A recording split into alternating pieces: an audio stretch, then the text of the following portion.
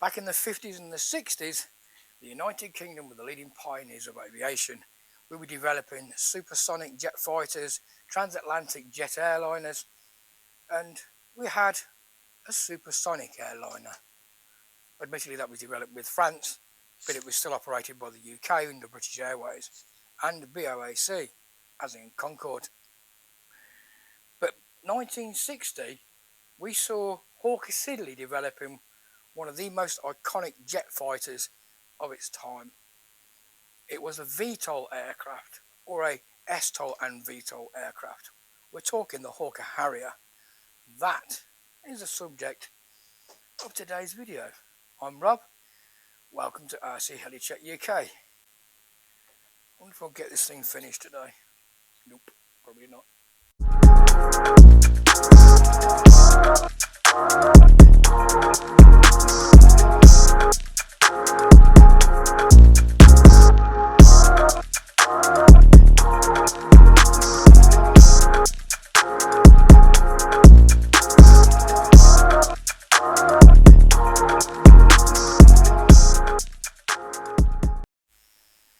Welcome to part 2 of the Harrier build, guys. Now, those of you that have been with me from the start will know that this was the very first video that I posted on this model, and it was in a seriously disassembled state. But as you can see, I've built it. But there's still a hell of a lot to do.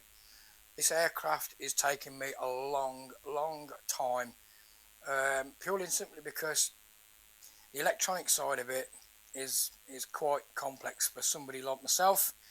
Now, I'm normally used to programming RC aircraft, no problem, but when it comes to adding all of this, or at least 90% of it, into the aircraft, it's a different story. I've got 4 electronic speed controllers, I've got 5 fans that I'm operating, I've got a flight controller that I've never programmed before, and I've got to hook all of that up to a telemetry receiver, which I've never used in my life. So, this is going to be the bit where I am trying to figure out how to work all this out. Now, bear with me on this one, guys. This is going to be probably quite a long video, but by the end of it, I'm hoping to at least have the electrics all soldered and wired up and getting all the fans fitted and running to the point where the next video, hopefully, will be able to tune the aircraft and fly it. But let's see how it goes. We'll just have to see how it goes, guys, because, like I say, this is a lot. I mean, I'm not going to say everything that's here is going to go into it, but at least 90% of it is. I've got a Schubler fan. That's changed from what I was originally going to have. I was originally going to have a 3-wing 9-blade fan, but that Schubler, that produces 4.5 kilos of thrust. I've still got the 2 50mm fans, which have got to go in the back and in the front. I've got the 2 30mm fans fitted on both wings and the electronic speed controllers in. I've got the retracts fitted for the wings. I've got the main retracts fitted, the front nose wheel retract fitted. But I've still got to wire it all up. So this is what we're going to be doing today. I need to be doing some soldering. I need to be doing some testing. And it's going to be a long job. There'll probably be a lot of time lapse in this, guys, because the last thing you want to do is see me soldering crap. So I'll be time lapse and stuff like that. But yeah, so let's get on with it and see what we can come up with. Right, guys. Okay. I'm going to cope with this. Right. The first thing that I'm going to do is I need to get these 2 50mm fans fitted. Okay. One's got to go in the nose here. In fact, hold on a second. Right. One goes in the nose, just here. Okay. Somehow. You get the gist. One's got to go in the nose. Okay. And then the other one is got to go in there at the bottom. Okay. Now, before I even tackle this KK2 board, which I've never experienced before, I want to try and minimise the amount of wiring that goes between each fan and the electronic speed controller. I need obviously 4. I've got the 2 already fitted in the wings. You can't see them because I've already fitted them. but there's the cables. I'm going to put bullet connectors on these because obviously if I need to take the wing off, I can't hardwire it through to there, because if I do that I'm not going to be able to take the wing off. So I'm going to connect bullet connectors to these. That way then if I take the wing off I can just pull them apart, alright? And then all these I've got to go to either the, I'm guessing the receiver, or it could be the KK2 board. I'm not 100% sure. I think actually these go to the KK2 board. We'll figure that out later. I've mounted the 4 servos in for the jet nozzles. I've still got to put the cogs on for the actual nozzles themselves. But you can see the servos are in, all fitted in where they should be. Now, I am not, okay, so don't get excited. I am not going to be transitioning this from hovering to forward flight initially. So I am going to save weight by leaving out the aileron and the rudder servos. I've got the elevator servo fitted, but I'm not even going to wire it up. The only reason that I've got it fitted is to keep it stable, keep it straight. The only ones that I'll be using are the 4 for the nozzles. I should be using the 2 flat ones, which will be connected to the same channel as the nozzles. So when I pull the flaps down, the nozzles will go down, just like the real Harrier basically. But I'm going to leave the aileron servos out, and I'm going to leave the rudder servo out, just to try and save as much weight as I can. Okay, I'll end up just tacking these control surfaces with like wedges or just some tape to hold them together, apart from the, obviously like I say, the flat ones. I will be fitting those. The only other servos that I've got are these ones, which are the ones that control the actual direction of the fans on the wingtips. Yes, they've been painted over, but I just did that because just less to see. So I think what I'm going to do first is get it all wired up with as minimal wire as possible, do the soldering. I'll fit the front fan first into the nose. I've got to fit a 3S 4000 or something like that. There's 3.5, 4000. I have found some on Amazon which will fit in there just nicely. And then I've got to fit, like I say, the fan in there. The electronic speed controller's got to fit in there. Again, as minimal wiring as possible. And then the cables will go through the front, and then they'll be fed with wire leads and who knows what to the receiver or the KK2. So I'm going to do that first, and I'm going to put you guys in time-lapse mode, because I'm not going to sit you watching me soldering, because it's going to take a while to do all this. So anyway, let's put you in time-lapse mode.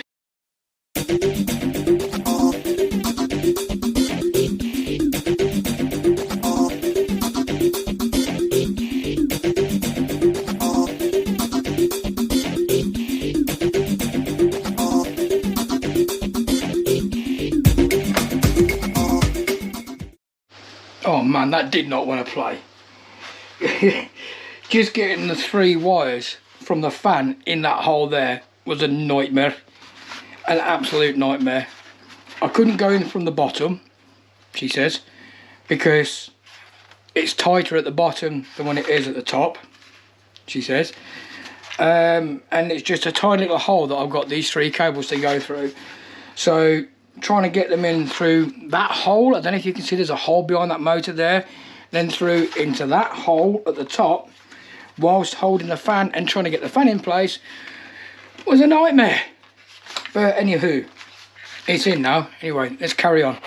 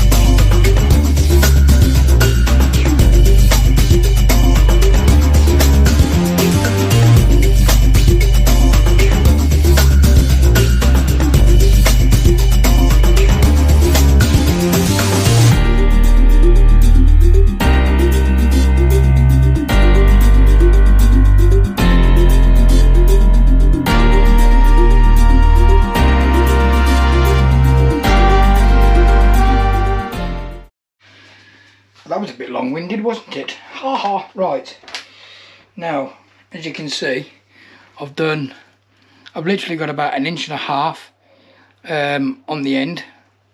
That's as big as it'll get, and I've only got about 6 inches this side here, right? However, one thing I need to check is the direction of the fan, because the last thing I want to do is fit all this in and God knows what, and then find that I've got to swap these wires over. If you don't know how to do that, I'm not teaching you to suck eggs, because I know most of you that fly electric will know this procedure. If you wire up your ESC to your motor on your fan, or your motor for your prop plane, whatever, and it's going the wrong direction, all you got to do is pull 2 of the wires, no matter which one it is, either one, and just swap them over.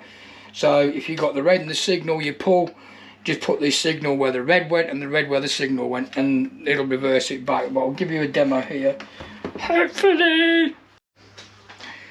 Right, 2.5 hours later, after working on somebody else's plane for them, we're back. Right, where was I? Right, yes, ESC to the fan. Right, plug it all in and make sure that it's going the right direction. On 3. Well, this is going to be tight getting this lot in here. I can see it coming off. That's what she said. Right, nope, that ain't going on. That's it. Right, now servo tester, that's all I use. Because the ESC's got a beck already in it, all you need is your battery connected to your ESC, and then you connect the ESC cable to your servo tester, turn it all the way down, and then you plug in this, and it should hopefully arm.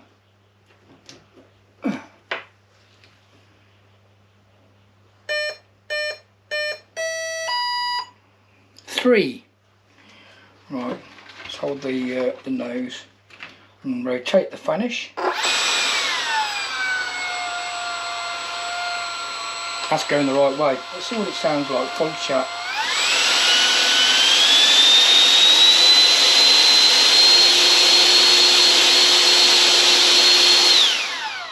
Yeah, I'm not going to go full chat because I've just realised I've not actually fixed the fan in the nose, and the fan will probably come out. Right, that's the right way. So now that I've got that sorted, I can disconnect it. Yeah, you didn't see that. Cheating. Right, now I can fit the ESC into the plane. Time-lapse mode.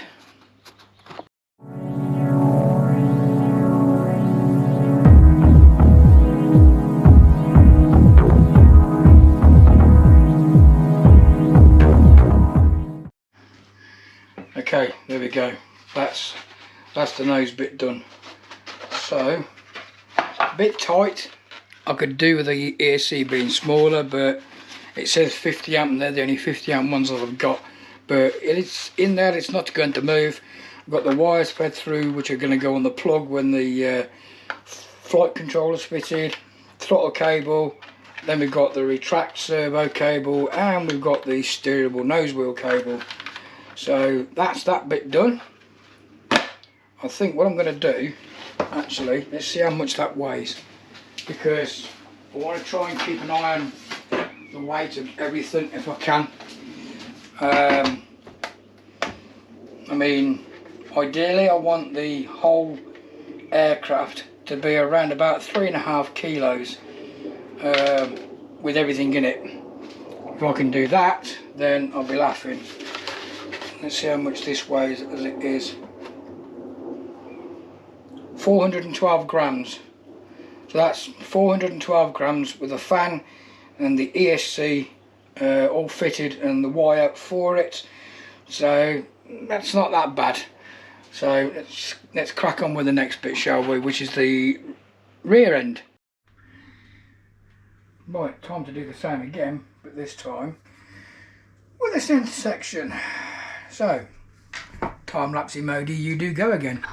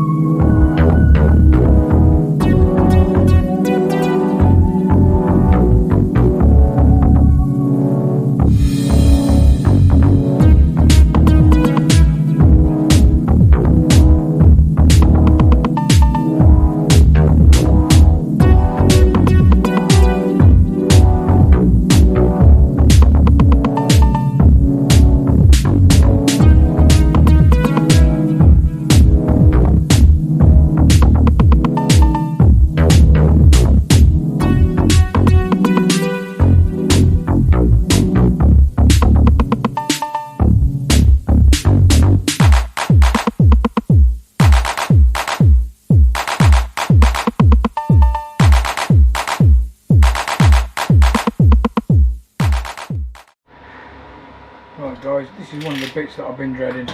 I've got the other fan fitted temporarily, admittedly, and got this ESC, which is what it's connected to, and got all the wiring fed through the bottom there. The track goes up and down. I don't know whether you saw me cycling that on the time lapse, you should have been able to. And I've just fed the 4 servo wires through to the bottom for the nozzles. I say this is the bit that I'm dreading, because I'm now going to get the 3D printed nozzles, which is these things here, 3D printed nozzles, 3D printed gears that drive the nozzles, fit them and see if they actually rotate these or not. I don't need them to go really far. I mean, they're all pretty loose, to be honest with you. The only one that is the stiffest out of them all is that one there, but even saying that, it should be okay. Now, because I'm not wanting the aircraft to go into vertical to forward movement, I literally need them to go from there to there, maybe a little bit more. I'm probably looking at that maximum. That'll give me forward thrust, but that's probably too much because it'll make it go pretty quick. I don't want it to go too quick, so I'll probably be looking from 90 degrees down to around about 70-75 degrees movement. That's all.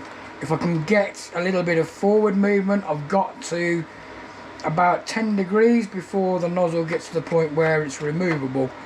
So I'll probably keep it to just literally 90 degrees, and then hopefully I can get some mixing done where I'll mix the actual nozzles on the wing. Let me get with the that. I'm hoping that I can mix the radio so that these nozzles, as well as going left and right or forward and backward for yaw, I can get them to move backwards together and forwards together as well. So it'll give me more sort of like slowing down and braking movement. But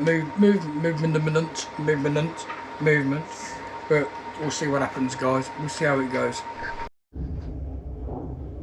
Now, my biggest issue with the... How dare you?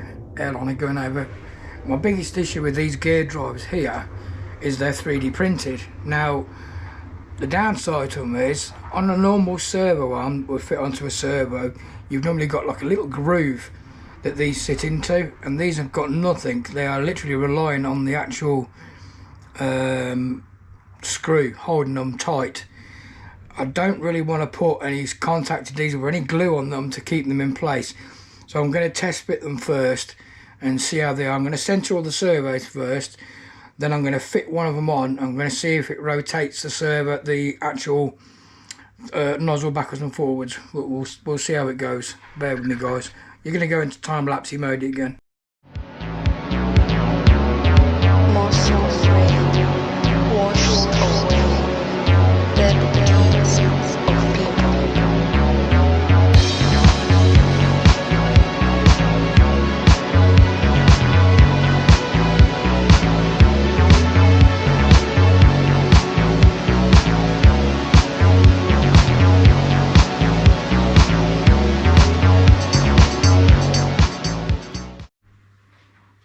Well, what can I say? I was kind of worrying for nothing.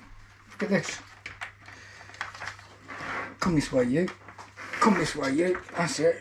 Look, they actually work. See? They're not moving much. They're not moving much, but they're moving enough. That's all the travel I was looking at. Slightly forward, if you can see it, and then I've got about, what, 30 degrees? Something like that. The only downside is, if I plug the other ones in, I need to undo that, and then pop these ones in quickly to show you. Lift and separate. Look, These work, but they're the wrong way round. They need to be reversed. I need to reverse the servos, or I need to put them in a separate channel and reverse the channel. So that's going to be a bit of a ball ache.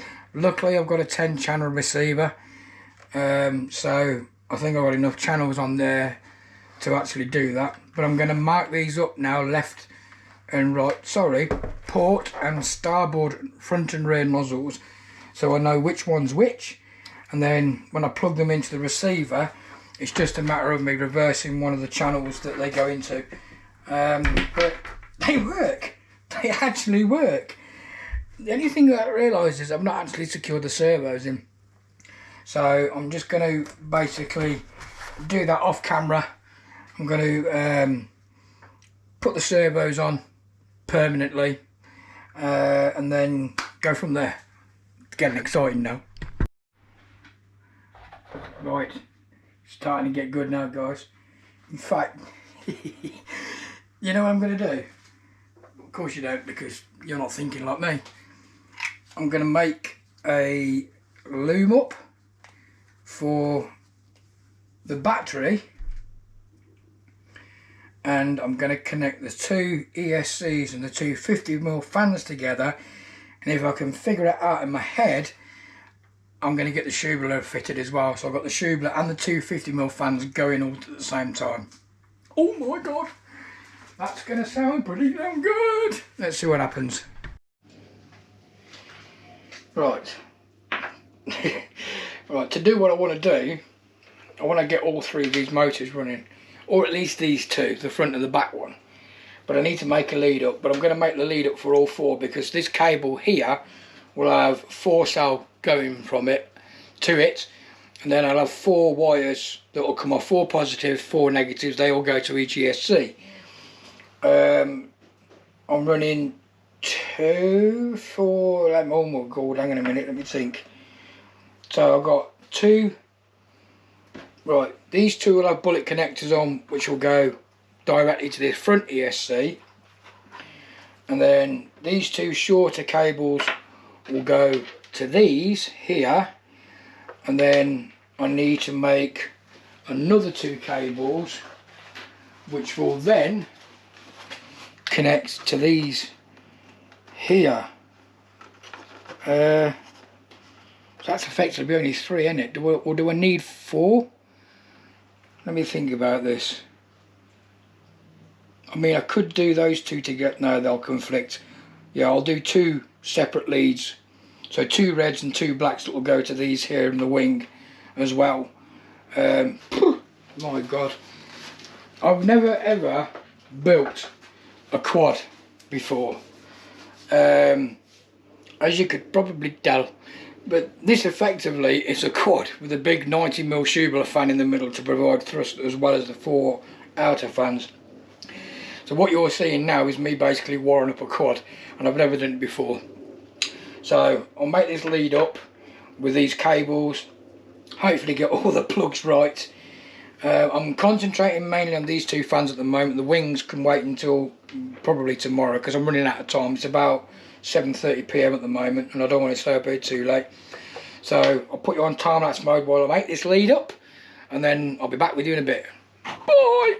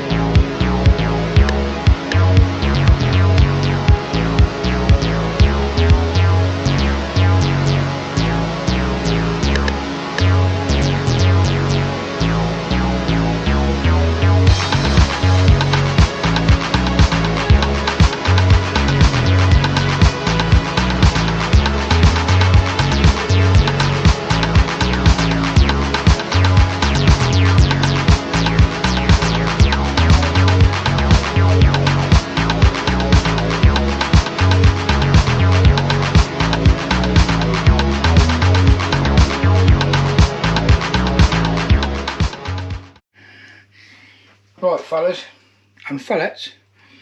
That took ages. I had a right game with that, but that's my wiring harness made up now. I'm gonna connect the two main fans up and the fuselage, and if they're working okay, then what I'll do, I'll see if I can fit the Schubler in and get all three of them going. Let's see if we can get some left out of this fuselage. Oh my lord, it's going to be fun. Right, bear with. Okay, I've just temporarily, it looks a right wiring mess, doesn't it, at the moment, but it's going to.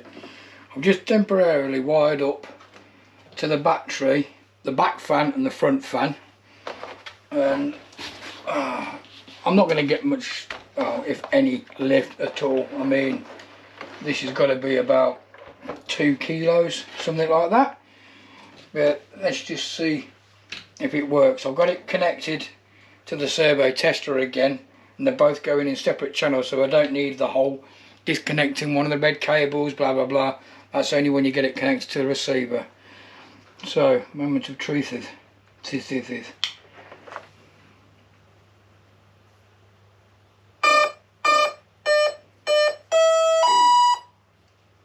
They're both armed. Okay, here we go. Oh yeah! They're both running. Let's get everything out of the way. They're doing no succulents into the fan. Both going in the right direction as well.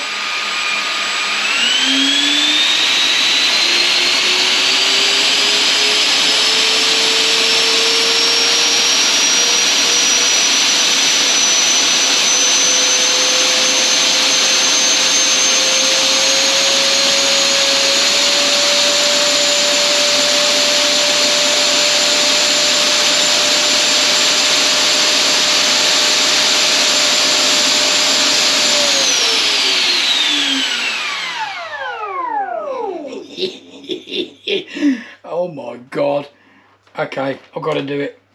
Let's see if I can get the Schubler fitted as well and getting that running at the same time. Oh my lord.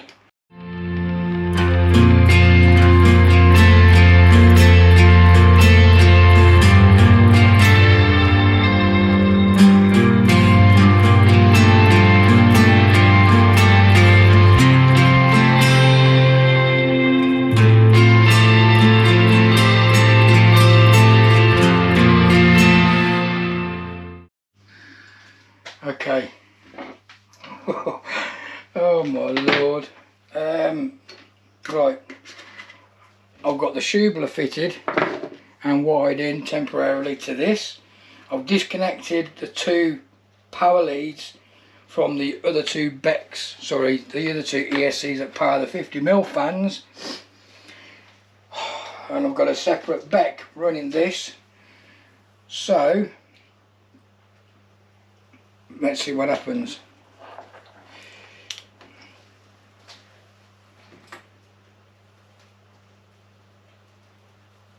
Nothing. Nothing at all. Is that plugged in? Yes it is. Right. Something's not right somewhere. It's on gin. Try again.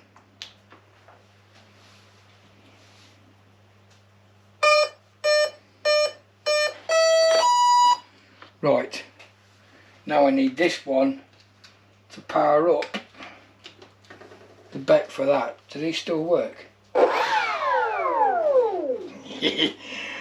Please, please, please. 6 beeps.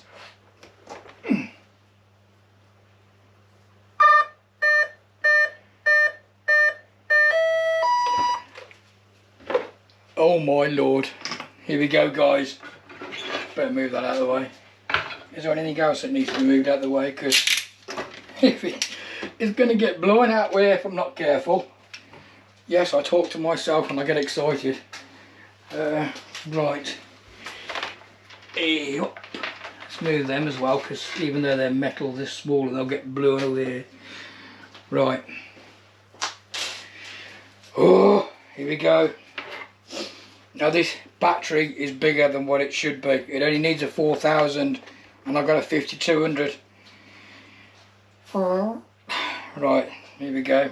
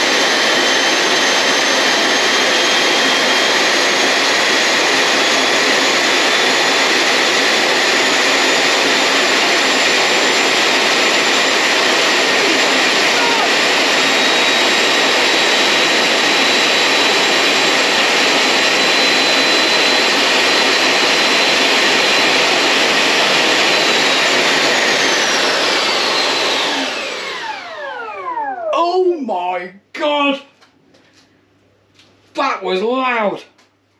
That was starting to get light, even with these heavier batteries in. Cold, lukewarm, cold, even with yes, even with these heavier batteries in, it was starting to get light and I wasn't at full chat. I got up to about 3/4 throttles and then bullsed it. Oh my god. Let's go for it again. No, let's not go for it again. Okay. Wow, that's got some serious thrust. Yo, right, okay. We know it works. I think on that note, guys, we're going to end part 2 of the Harrier. It's getting late, and I think we can say we've made good strides on this today. We've got the power working on all 3 of the main fans for the aircraft fuselage. It's producing some serious thrust. I've gone deaf, my ears are ringing. That is, oh my lord, that is amazing. Right. Thanks for watching, guys. I hope it didn't been too boring, and I hope that at the end there was worth it. It was trying to go, even at how it caught at like 3/4 throttle, it was trying to lift with that extra weight in. That's too big. That should be half the size. That's 5,200, it should be a 4,000. This thing is going to go. I've still got 2 more fans to add thrust to lift this off the deck. But I think we can safely say that that has been a successful day. And it has been a day. I've been on this now for 6 hours and I'm well happy. Guys, tune in for part 3 where we'll get the final setup of the electrics. We'll get the KK2 board fitted and hopefully we'll be getting closer to a maiden flight with this Harrier. Thanks for watching, guys. Like, subscribe, hit the notification buttons and all that crud. Come back for more. I'll see you soon.